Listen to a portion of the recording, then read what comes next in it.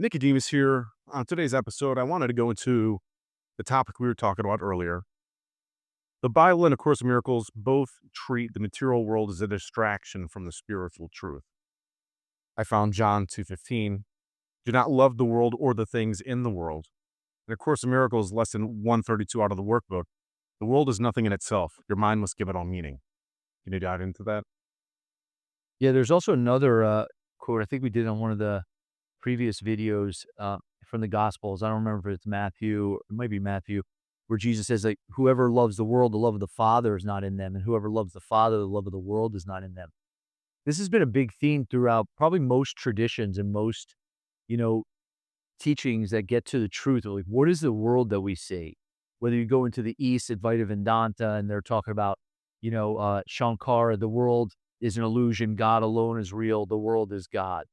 That was, said thousands of years ago. The world is an illusion, God alone is real.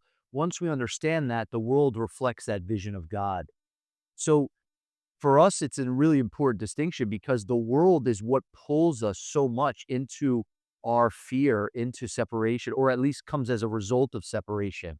We see the world of form and separate bodies and separate things as a result of the picture of separation from within us. So the world itself is a projection, or it shows up that what we perceive in the world comes from the picture that we project from within ourselves. So the world that you see has very much a lot to do with where you're looking from and you as the dreamer of the dream, as the Course would call it, or the observer, the actual light of consciousness. So I want to read here from lesson 128. It says, "The world I see holds nothing that I want." These paragraphs are pretty powerful. And it's not saying that the world is bad. So I think we need to make that distinction because people could hear this and go, well, what am I supposed to do? Just reject the world? I'm just going to be depressed or live as a hermit. It's not like that. What what the Course is calling us to is to see the world from a different perspective. And if you think of it like a blank canvas, you're going to write you're going to write meaning on it. You can't get away from that. You're going to bring meaning to the world that you see. And the meaning that you bring is either going to be of the teacher that is the Holy Spirit or of the ego, of the voice of separation. So in lesson 128 says, "The world I see holds nothing that I want." The world you see holds nothing that you need to offer you, nothing that you can use in any way, nor anything at all that serves to give you joy. Now, a lot of people could hear that and go like, that sounds depressing. Well, the world cannot do this for you. It's not depressing. It's the what is. And the world can't give you joy because joy is what you bring to the world. It's a very it's a radical shift.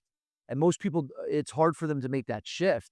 That it says nothing that you nor anything at all that serves to give you joy. Believe this thought that the world I see holds nothing that I want, and you're saved from years of misery, from countless disappointments, and from hopes that turn to bitter ashes of despair. No one but must accept this thought as true. So everyone must accept this thought as true if he would leave the world behind and soar beyond its petty scope and little ways. And this is now I want to stop right there because for most people when they hear that, it's like, wait, what? Now I'll say this part. The lesson after this is beyond this world, there is a world that I want. So it's not that we're trying to reject the world. And I don't think in the Bible that Jesus was saying to reject the world entirely. We're still in the world, but as it says in the Bible, not of the world. So what we're doing is we are transcending the attachment to the world in our mind, in our heart, in our thoughts.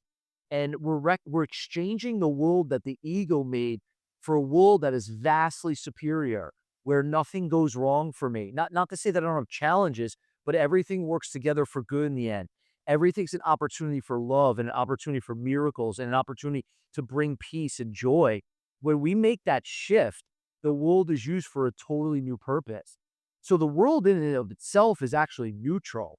It's neutral, like I said earlier, a blank canvas.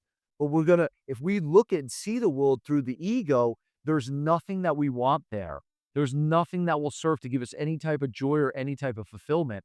But when we give the world over to the Holy Spirit, what the Holy Spirit does is transforms all of our relationships with everything and everyone in the world.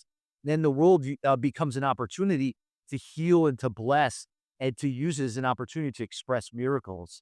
And when we make that shift, it shifts everything, even at the very all the way down to our being. And what the Course would say is we're no longer at the mercy of the dream of life, but we're the one dreaming it. So the world is a reflection of that dream, which is a happy dream of love, peace, and forgiveness.